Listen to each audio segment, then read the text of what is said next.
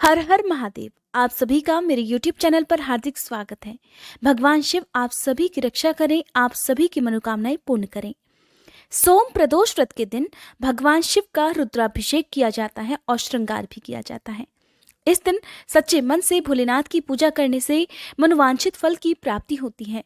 अगर शादी विवाह में अड़चने आ रही हैं तो वो भी दूर हो जाती हैं। संतान सुख की इच्छा रखने वाले लोगों को संतान सुख भी प्राप्त होता है।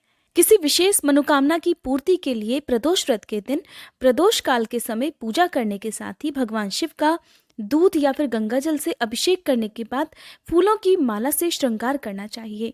ऐसा करने से भगवान शिव अत्यंत प्रसन्न होते हैं और अपने भक्तों की मनोकामना पूर्ण करते हैं। आज की वीडियो में मैं आपको बताने वाली हूँ माघ मास के शुक्ल पक्ष में पड़ने वाले प्रदोष व्रत के बारे में। प्रदोष व्रत हर महीने के त्रयोदशी तिथि को और दोनों ही पक्षों में यानी कि कृष्ण पक्ष और शुक्ल पक्ष में पड़ता है। प्रदोष व्रत के दिन भगवान शिव और पूरे शिव परिवार की पूजा का विधान है। जो भी भक्त भोलेनाथ में विश्वास रखते हैं उन्हें अपने सारे दुख, अपनी सारी चिंताएं भोलेनाथ के चरणों में अर्पित करके प्रदोष व्रत रखने चाहिए। आइए जानते हैं माघ मास शुक्ल पक्ष के प्रदोष व्रत के बारे में। त्रयोदशी तिथि कब से कब तक रहेगी, सूर्योदय और सूर्यास्त का समय क्या रहेगा और इस दिन पूजा का जो सबसे शुभ मुहूर्त होता है प्रदोष काल का समय वो कब से कब तक रहने वाला है। साथ ही मैं आपको सुनाऊंगी व्रत की कथा भी। 14 फरवरी 2022 को सोमवार के दिन पड़ने वाला प्रदोष व्रत सोम प्रदोष व्रत है, क्योंकि सप्ताह के दिनों के अनुसार ही प्रदोष व्रत के नाम भी रखे जाते हैं। त्रयोदशी तिथि प्रारंभ हो रही है 13 फरवरी रविवार की शाम 6:47 से, जिसकी समाप्ति होगी 14 फरवरी की रात में 8:28 पर। प्रदोष व्रत हमेशा उस तिथि को ही रखना चाहिए जिस तिथि में संपूर्ण प्रदोष काल का समय भी प्राप्त होता हो। सोम प्रदोष व्रत के दिन सूर्योदय का समय रहेगा सुबह 7:03 और सूर्यास्त का समय रहेगा शाम 6:18 पर। प्रदोष व्रत के दिन सूर्य देवता को अर्घ्य भी देना चाहिए। ऐसा करने से सूर्य देवता का भी आशीर्वाद प्राप्त होता है। प्रदोष काल का समय रहेगा शाम 5:33 से लेकर 7:03 तक। हर प्रदोष व्रत की पूजा विधि लगभग एक ही होती है, लेकिन सप्ताह के दिनों के हिसाब से व्रत कथाएं अलग अलग होती हैं। इसलिए जिस तिथि को, जिस दिन को जो व्रत होता है उसी की कथा आपको इस दिन सुननी चाहिए। यदि आप रख सकें तो व्रत रखें, नहीं तो आप नियमों का पालन करते हुए भगवान शिव की पूजा करें और प्रदोष व्रत की पूजा का भी संकल्प ले सकते हैं और प्रदोष काल में विधिवत पूजा भी कर सकते हैं। विशेष मनोकामना की पूर्ति के लिए आप जितने भी प्रदोष व्रत रखने हैं, चाहे 1 साल के या केवल कृष्ण पक्ष के या केवल शुक्ल पक्ष के, इनका भी आप संकल्प पहले दिन ही अवश्य लीजिएगा। कहते हैं संकल्प लिए गए व्रत का पुण्य जल्दी प्राप्त होता है और बिना संकल्प के कोई भी व्रत अधूरा होता है। पहले दिन तो आप संकल्प लेंगे ही, लेकिन जब भी आप कोई भी व्रत रखते हैं तो सुबह उठकर उसका संकल्प भी अवश्य लेना चाहिए। सुबह स्नान करने के साथ ही साफ स्वच्छ हल्के रंग के वस्त्रों का प्रयोग करना चाहिए। आज के दिन सफेद या गुलाबी रंग के वस्त्रों का प्रयोग करना ज्यादा शुभ माना जाता है। प्रदोष व्रत में गुलाल का प्रयोग भी किया जाता है। भगवान शिव को गुलाल अर्पित किया जाता है। अबीर गुलाल से आप रंगोली भी बना सकते हैं या आप रेशमी वस्त्रों से मंडप भी बना सकते हैं।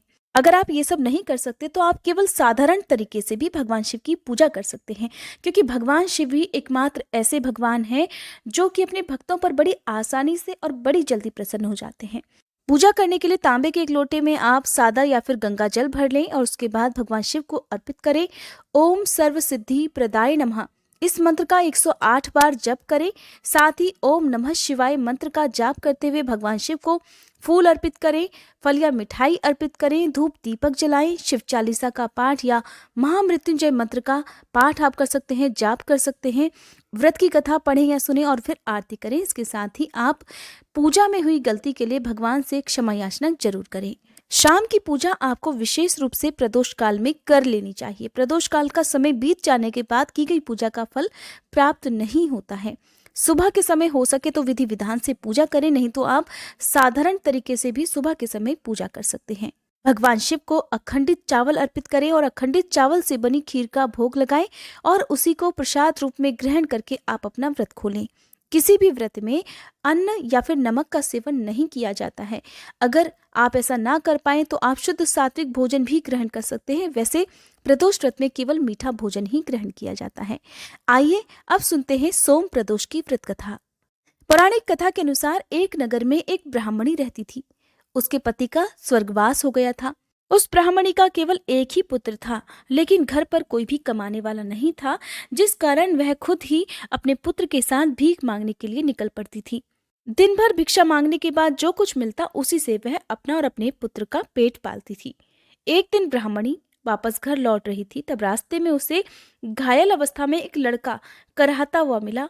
तो ब्राह्मणी को उस पर दया आ गई, उसे अपने साथ घर ले आई। वह लड़का विदर्भ देश का राजकुमार था।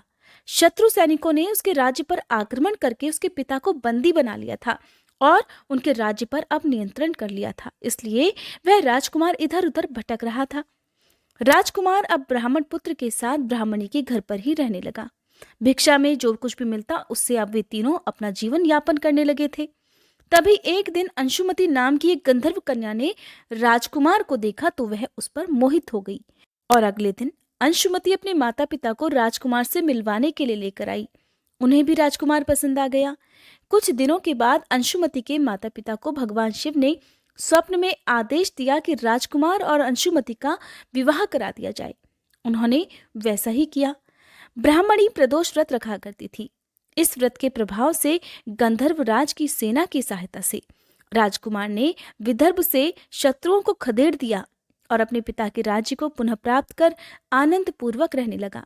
राजकुमार ने ब्राह्मणी के पुत्र को अपना प्रधानमंत्री बना लिया। इस प्रकार ब्राह्मणी और उसके पुत्र के बुरे दिन दूर हो गए। ब्राह्मणी के प्रदोष व्रत के महात्म्य से जैसे राजकुमार और ब्राह्मण पुत्र के दिन फिरे, वैसे ही हे भोलेनाथ अपने दूसरे भक्तों के दिन भी फेरना। इस व्रत कथा को कहने, सुनने और हुंकारा भरने वाले सभी लोगों की रक्षा करना, सभी के दुख दूर करना। ये थी प्रदोष व्रत की जानकारी। अगर आज की ये वीडियो आपको पसंद आई हो तो वीडियो को लाइक करके कमेंट बॉक्स में भोलेनाथ की जय लिखकर मेरे चैनल को सब्सक्राइब और बेल आइकन प्रेस करना मत भूलिएगा।